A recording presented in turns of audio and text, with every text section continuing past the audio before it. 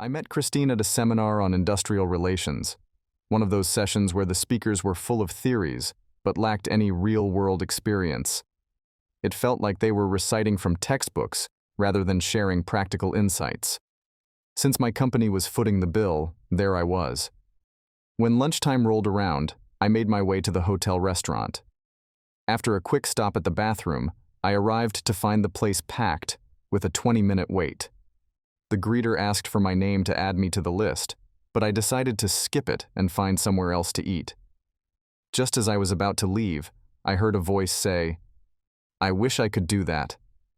I turned and saw a striking brunette sitting in the waiting area. "Why don't you?" I asked. "There are plenty of places nearby." "No car," she replied. "I could walk to another restaurant, but I'd never make it back in time for the afternoon session." "No problem. You can ride with me if you don't mind a bit of company from an old-timer." "You're not old," she said with a smile. "I've been a dirty old man where attractive women are concerned since I was 13. She laughed and said, "I'll take my chances." She stood up, took my arm, and we headed out together. The Village Inn was the closest spot, so that's where we went. During the drive, I asked where she worked and was surprised to learn that she was with the same company, just at one of the suburban offices. She didn't have a car and had taken the bus to the seminar. We chatted over lunch, and I found out she was single and shared a house with two of her friends. From me, she found out that I was single and had a 3-bedroom house. "Why does a bachelor have a 3-bedroom house?" she asked with a curious look. "Planning ahead," I replied. "I don't expect to be single forever. I figure I'll have kids eventually, so the extra bedrooms will come in handy. Plus, my father convinced me that it's better to build equity than just pay rent. I had enough saved up for a down payment, so I decided to go for it." She gave a small, approving smile. We then chatted about the seminar, and it turned out we shared the same views on the material being presented. At the end of lunch, the waitress had put everything on one check. When Chris offered to pay her share, I insisted on covering the bill. She thanked me as we returned to the hotel meeting room, then went to her seat while I headed to mine. After the seminar wrapped up, I spent a few minutes catching up with some colleagues. When I reached the lobby, I noticed it was pouring rain. I saw Chris standing by the door, clearly contemplating the downpour. Remembering that she had taken the bus to the seminar, I could tell she wasn't thrilled about waiting at the bus stop in the rain. I approached her and asked if she'd prefer a ride rather than waiting for the bus. Her face brightened as she agreed, and by the time I dropped her off at her house, we had plans for dinner and dancing on Friday night. On Friday night, when I picked her up, I met her 2 roommates. Brenda was a blonde whose appearance practically begged for attention, while Maria, a striking redhead, had a slim build that seemed barely capable of supporting her ample figure. I guessed her measurements might be around 38 or 40. As we drove to the restaurant, I noticed Chris watching me with an amused smile. I asked her what was so funny. "I saw the way you looked at my roommates," she said. "It's nothing new. All guys react like that." "And why does that make you smile?" "Because I know what guys want to do when they see them." "Still not following. Why does that make you smile?" "Well, it's because they're both completely committed to each other." "And what exactly does that mean?" "They're both lesbians and deeply into each other." "Good to know," I said, relieved. "So, I take it you're not sharing their views on men?" That would be a correct assumption. During dinner, we had a great time talking and learning more about each other. Chris was one of 6 children and the only girl. Growing up playing with her brothers and their friends, she developed a tomboyish side. She had gone to college on a basketball scholarship and had been working at my company since she graduated. "I know what the company pays," I said, noticing she didn't have a car. "You should be able to afford one. Why are you still taking buses?"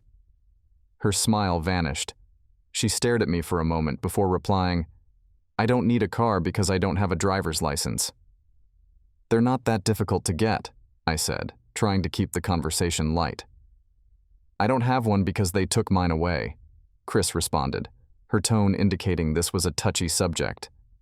I decided to steer clear of it, but she chose to elaborate. "It wasn't my best moment," she continued. "I caught my husband in bed with the woman I considered my best friend. I got blind drunk and made the stupid decision to drive. I ended up crashing into a bridge abutment and totaled the car. Luckily, I had my seatbelt on and the airbag deployed. I was charged with a DUI and decided it wasn't worth getting another car until I get my license back. I should have it by the end of the month." "Do you still have the husband?" I asked, treading carefully. "Absolutely not," she said, her voice filled with conviction. "I dumped him the moment I got sober." She smiled slightly. "He got what was coming to him. He married the woman, and she ended up cheating on him, contracting something unpleasant and passing it on to him." I couldn't stop laughing when I heard about it. "Did that experience sour you on marriage?" "No, but I'll be a lot more selective next time. I need to be absolutely sure before I say yes to any proposal. What about you? I would have expected a man your age to be married by now." "Similar story, but more complicated," I said, my expression darkening at the memory. "My fiancée Sarah had her bachelorette party, and 2 days before the wedding, I received an anonymous package. Inside were photos of her with several guys while her friends egged her on, along with a note that said, 'Are you sure you want to marry someone like this?' I never figured out who sent it, but the answer to that question was a definite no, hell no. She tried to convince me it meant nothing, claiming it was just a final fling before settling down as a faithful wife and mother. But I wasn't convinced. About a year later, she married someone else, and he caught her cheating on him. In a tragic turn, he shot both her and her lover. A year after our breakup, I met Marge. We dated for 6 months before I proposed, and she accepted and moved in with me. 2 months later, I returned early from a business trip and discovered her in bed with 2 men, her father and her brother. Next in line was Jackie. We dated for about 4 months before she moved in with me. The scenario repeated itself. I came home early and found her in bed with another guy. The guy quickly dressed and fled, and when he was gone, I asked her why.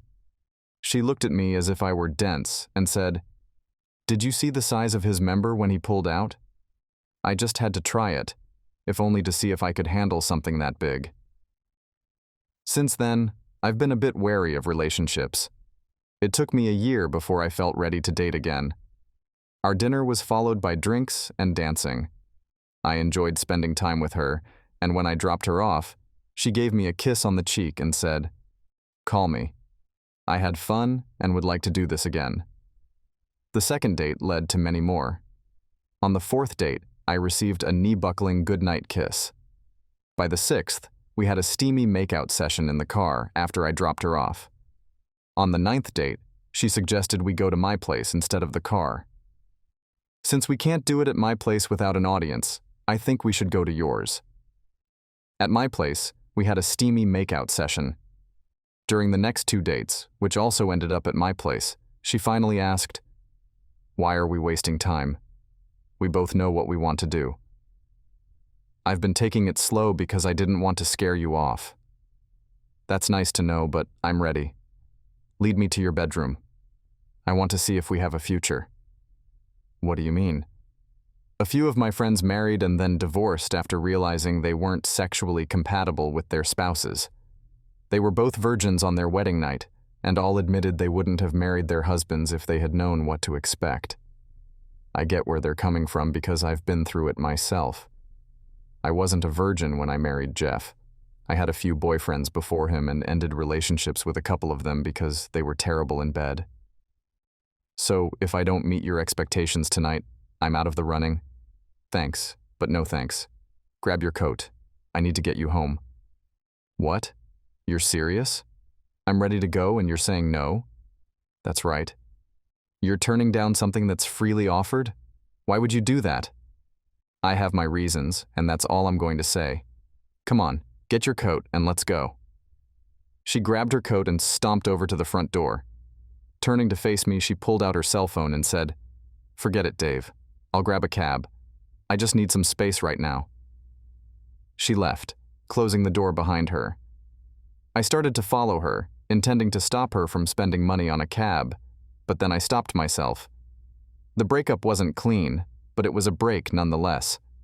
I realized that trying to salvage it would only delay the inevitable. It was over, and that was the way I needed to leave it. I went into the kitchen, poured a generous amount of Jack Daniels over ice, and sat down at the table to process what had just happened. I had really liked Christine, more than just liked.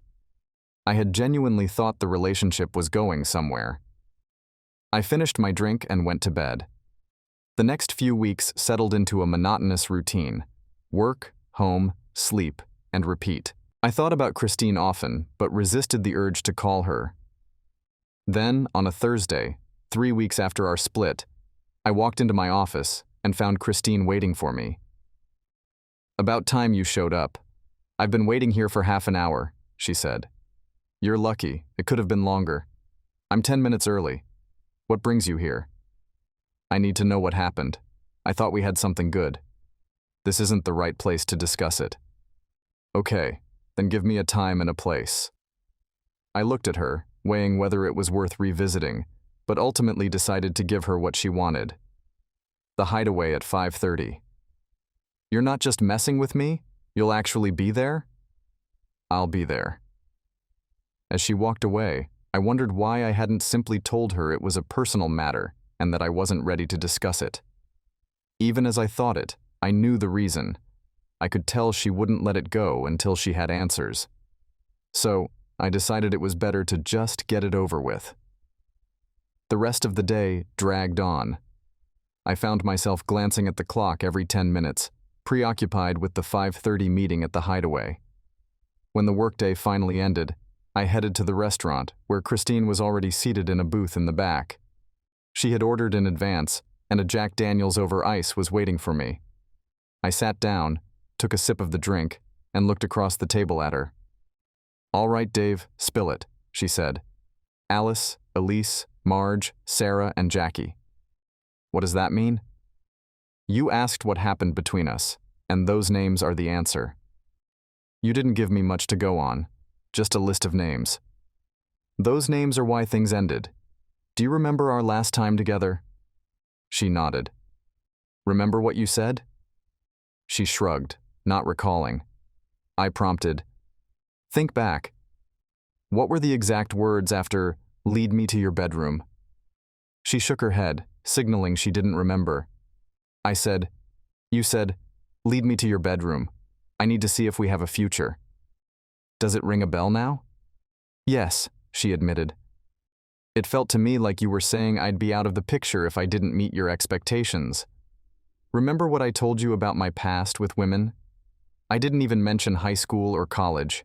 From 10th grade through graduation, I dated 2 girls, and both ended things with me. It happened again in college. I met Alice during freshman orientation, and by midterm, we were together. She dumped me for a jock halfway through sophomore year. In my junior year, I got involved with Elise, and she left me for someone else in the 3rd week of our senior year. Do you see the pattern now?"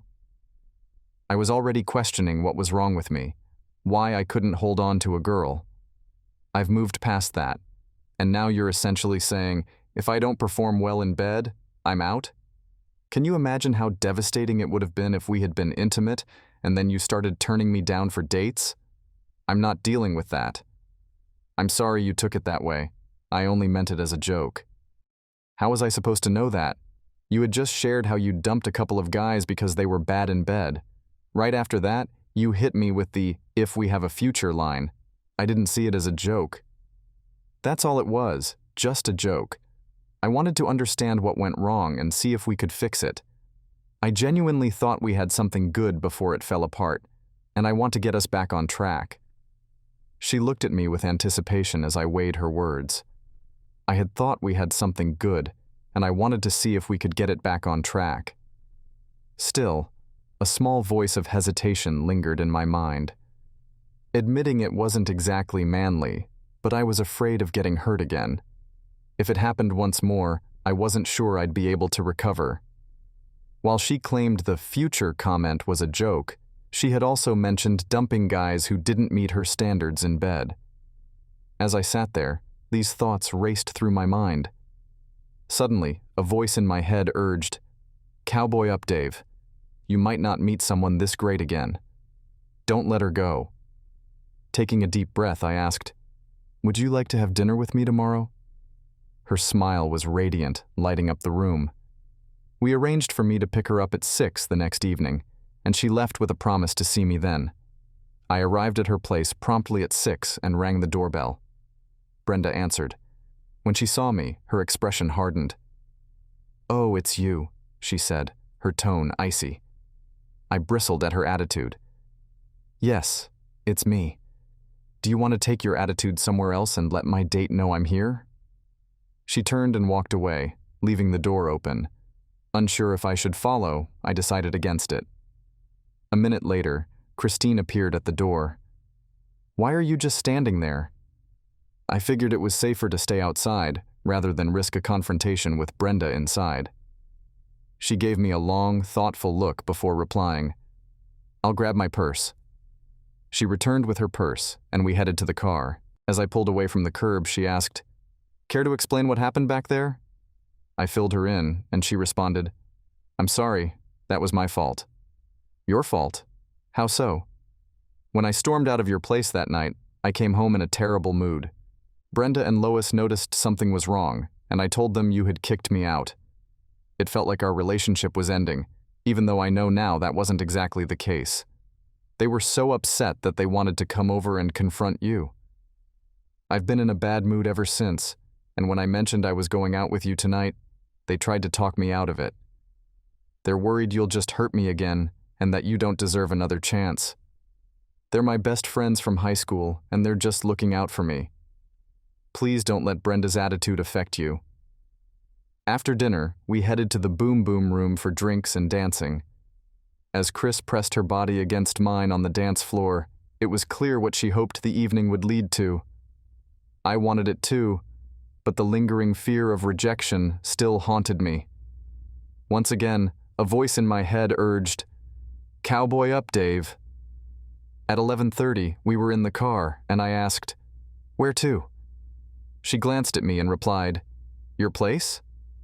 Her tone was uncertain, but the voice in my head was now practically shouting, "Cowboy up, Dave, just go for it."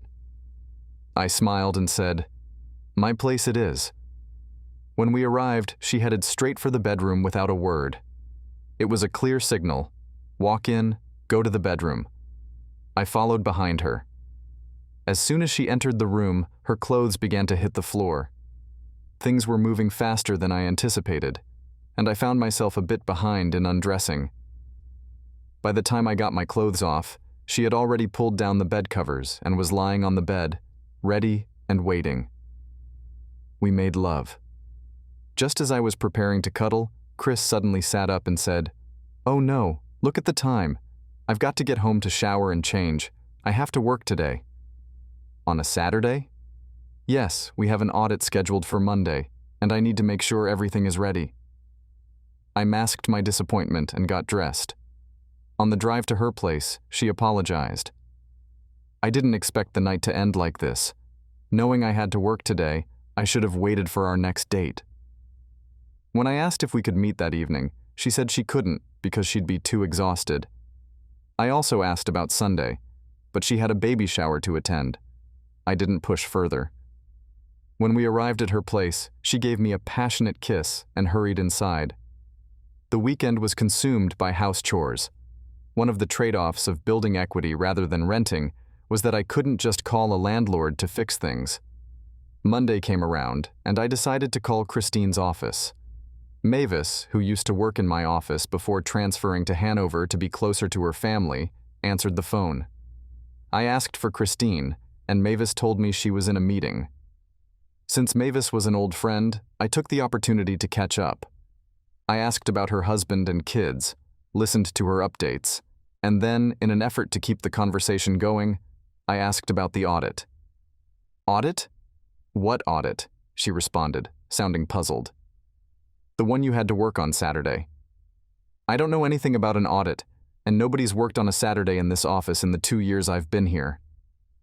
I must be mistaken. Say hi to Bert for me, okay?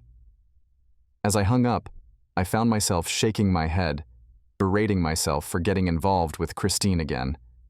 If I could have gotten my hands on the voice in my head that kept urging me to cowboy up, I would have silenced it for good.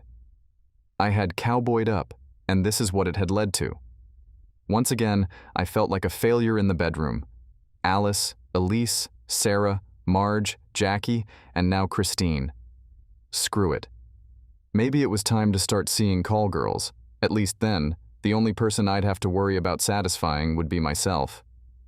I knew a couple of girls who worked for an escort service, and I was aware they offered extra services on dates. Deciding to go that route didn't silence the nagging thoughts in my head. What was I missing? I gave Christine everything I had, and she seemed to enjoy herself. Was it all just an act? What was wrong with me? Maybe if I paid Lois or Tanya, the two girls I knew who were escorts, a little extra, they could critique my performance and offer some pointers. On Tuesday morning, I wavered over whether to call the Hanover office and ask for Christine, but ultimately decided against it. We were done, and I wanted to leave it at that. Wednesday was consumed by budget meetings, and when I finally returned to my office, Myra, my secretary, handed me a couple of message slips. One was from Christine. As I sat at my desk, I picked up the phone to call her, but stopped halfway through dialing and muttered, "Fuck no." I hung up and tossed the message slips into the trash. I pushed thoughts of Christine to the back of my mind and had a fairly productive day.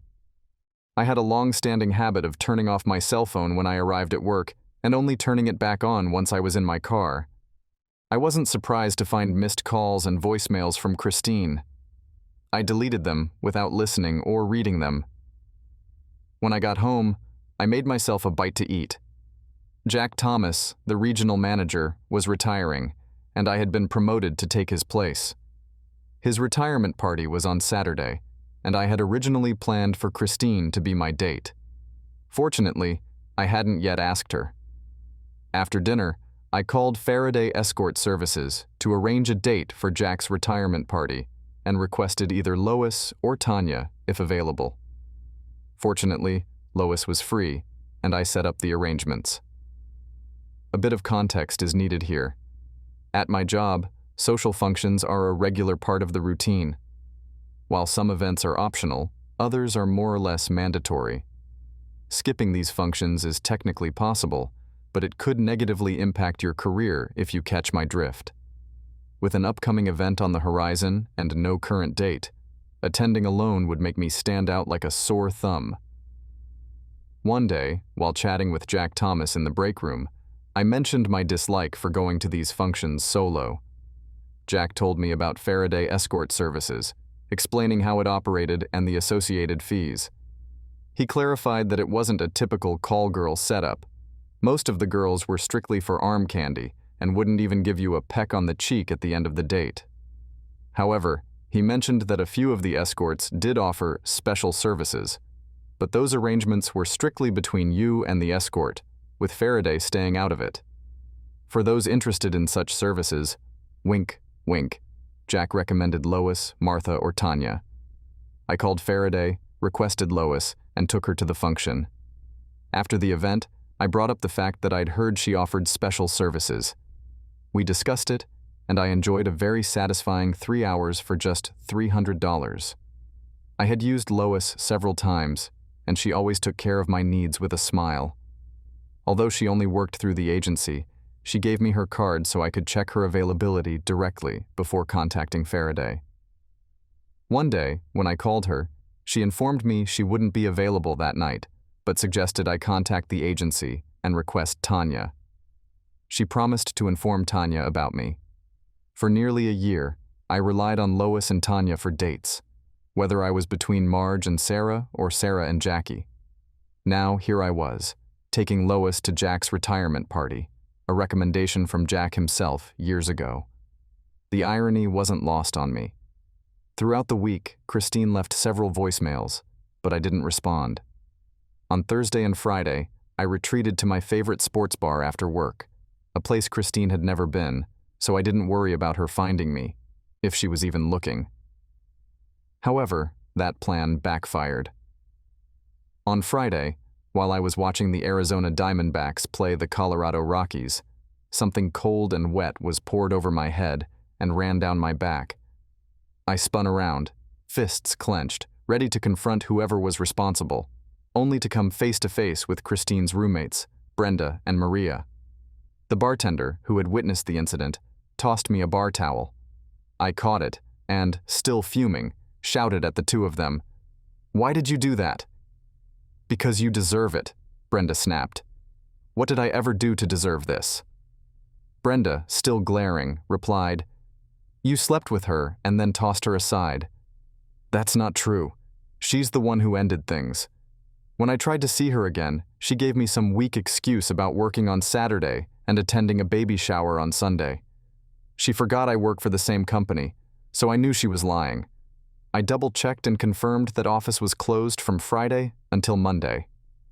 Once they had left, Max, the bartender, asked, "What was that all about?" "Just friends of an ex. They were upset because I ended things with her," I replied. I finished my drink and headed home to change out of my wet clothes. On Saturday, I picked up Lois for Jack's retirement party. During the drive, I brought up the idea of having her critique my performance in bed. She laughed. "With how often we've seen each other, I know you pretty well. I can tell you there's nothing wrong with you in bed. Are you a super stud? No. But you're definitely above average. I don't know what's going on with the ladies, but it's not your bedroom skills," she reassured me. It was comforting to hear, but then I realized I might be asking the wrong person. After all, Lois was a professional. How likely was she to give me an honest critique that I might not want to hear? It was something to consider. At the party, I was having a good time until Christine walked in. I should have anticipated she'd be there.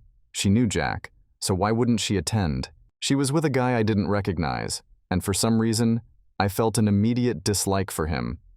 How absurd, I thought, resenting the guy she was with while shutting out Christine. I noticed her spot me and start heading in my direction. At that moment, Lois returned from the restroom, sat down across from me, and took my hand. Christine changed direction and took a table on the other side of the room. The lounge where the party was held had a band, and since Lois enjoyed dancing, we spent a good chunk of time on the floor. Every time we danced past Christine's table, I could see her eyes following us. Lois noticed it too. "That woman in the green dress hasn't taken her eyes off you since she arrived." "What's going on?" she asked. "I used to date her." "Well, it's clear to me she'd rather be out here dancing with you than sitting with the guy she's with. And from the look on your face when you glance her way, it seems you'd prefer to be with her as well." I seriously doubt she'd want to be with me. The way she ended things was pretty final. "Oh? What happened?" "It's kind of personal." "Come on, don't hold back. If you can talk to me about your bedroom issues, you can talk to me about anything." I hesitated, but figured, why not? I decided to share the details of my last encounter with Christine. "There's got to be more to it than that. Spill it," Lois urged. So I did. I recounted everything, from high school and college to Christine's past relationships, her "see if we have a future" comment, and what happened after our first intimate moment. "So, that's why you wanted me to critique your performance?" Lois asked. I nodded. "I meant what I said. That wasn't just talk. Now let's dance," she said, leading me back to the floor. We danced through 3 songs before returning to our table. A few minutes later, Jack joined us. Lois excused herself to head to the restroom. As she walked away, Jack shook his head and said, "What a waste." "Waste? How so?" I asked. Jack looked thoughtful and said, "She should be some lucky man's wife instead of a rent-a-date." "That wouldn't work out," I replied. "Why not?" "Lois and marriage wouldn't mix." "Why do you say that?" "I proposed to her a while back and she laughed it off. She said it wouldn't work because she enjoys variety too much. She knew she'd end up cheating if she missed that variety. I have to give her credit for being honest about it. And what about you and Christine? It looked like you two had something going. It turned out we weren't right for each other. Jack looked like he wanted to dig deeper, but he saw I wasn't up for it. Just then, Lois returned from the restroom. After a bit of small talk, Jack excused himself to mingle with others. Once he was gone, Lois leaned in and said, "Don't be too mad at me, but I might have interfered a bit." "What do you mean?" "When I went to the bathroom, I saw your ex-girlfriend heading that way. I followed her and we had a chat. I think you two need to talk. She says she wants to, but you're not taking her calls. After talking to her, I believe you might have misunderstood what really happened." I glanced over at Christine's table and saw her looking at us. I saw her mouth the word, "please." Lois continued, "You could go over and ask her to dance. The guy she's with is just a favor because she didn't want to come alone." "Why would you even talk to her?" "You're one of the few guys I've dated who I genuinely like, and I saw the way you looked at her. If there was even the slightest chance of bringing you two together, I felt I should try," Lois said. I glanced over at Christine's table. She was still watching us intently. Despite my hesitation, the persistent voice in my head urged, "Cowboy up! Don't let her slip away." Lois gave me a nod. "Go!" she urged. I walked over to Christine's table. "Would you mind if I asked Christine for a dance?" I asked her date. He gave me a wry smile and replied, "If I said yes, she'd probably hurt me." Christine was already standing before he finished speaking. I offered her my arm, and we moved onto the dance floor. As I held her close, she asked, "Does this mean we might be able to sit down and talk?" "Lois mentioned she spoke with you in the restroom and thinks I might have misunderstood what happened between us," I said. "I'm curious as to why your date would come to me and want to talk," Christine replied. "Lois is an old friend. When she noticed you kept glancing our way, I told her the story. She's with me tonight because I dislike attending these functions alone," I explained. Christine nodded.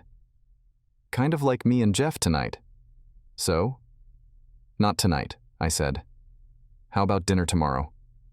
"Why not tonight?" she asked. "Because we both have dates. It wouldn't be right to just walk away from them." "Then take your date home. When Jeff drops me off, I'll come over to your place. I've got my license back and a car now," Christine said with a determined smile. I almost said no. I had been eagerly anticipating Lois's special services after not being intimate for over a month. Plus, even though Lois thought I might have misunderstood what happened with Christine, I might still be right. But then I decided to follow my instincts and just go for it. After the dance, I walked Christine back to her date and told her I'd leave the porch light on for her. When we returned to her table, we were met with an unexpected sight. Lois and Jeff were sitting there, deep in conversation. Lois looked up and grinned. "Guess what, guys? You've both been dumped. Jeff and I have decided to swap partners. I'm betting neither of you will mind in the slightest." With that, they got up and left us, leaving us both stunned. Christine and I exchanged glances and then burst into laughter. I took her hand and suggested we find Jack to say our goodbyes and then get out of there. We located Jack, wished him well, and told him to keep in touch. He looked from me to Christine and back to me, then said with a wink, "Make sure I get an invitation to the wedding." I was surprised when Christine responded with, "We will." Once we were in the car, I asked, "We will?" "That's the plan," Christine said, "and I think I can convince you. You've got your work cut out for you if you think you can pull that off."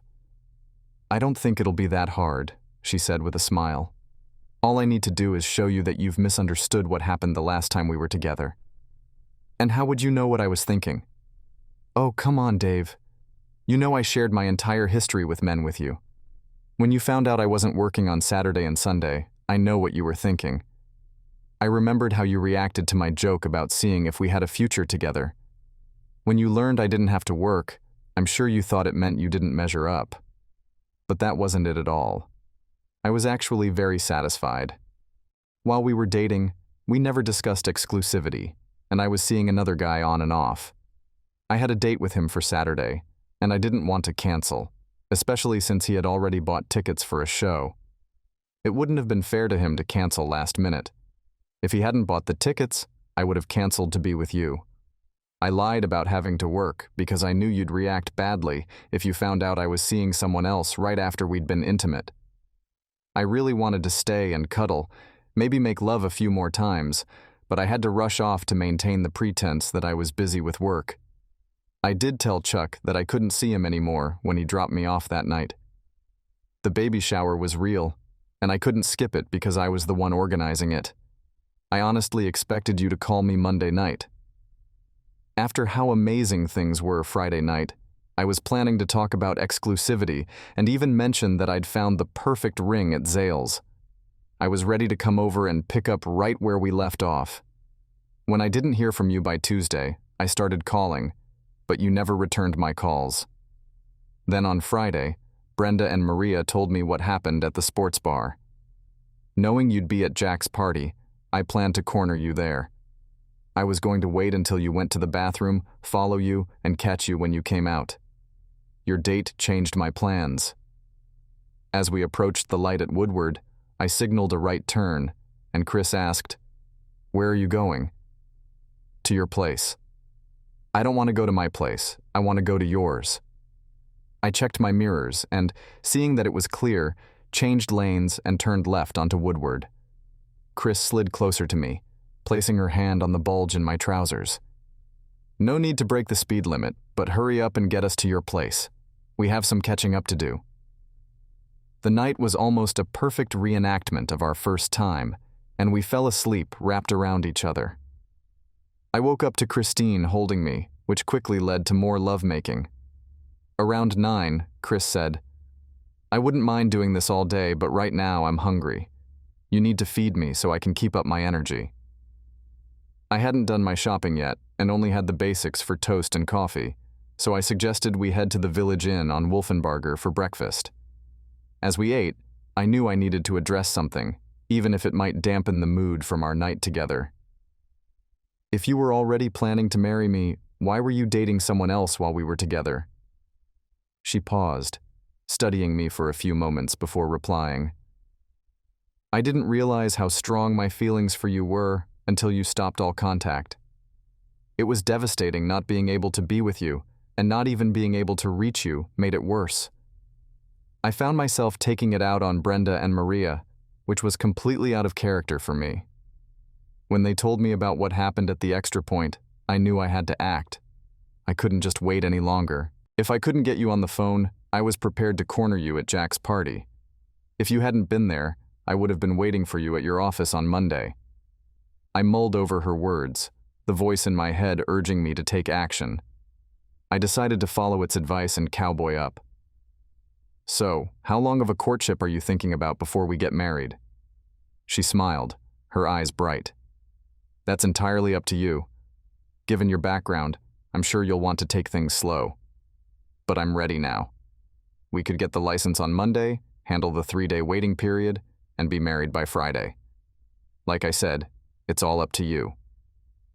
It felt a bit sudden, but I'd realized my feelings for Chris were much deeper than simple affection. Still, we hadn't known each other for more than a couple of months, and there was a lot we needed to learn about one another.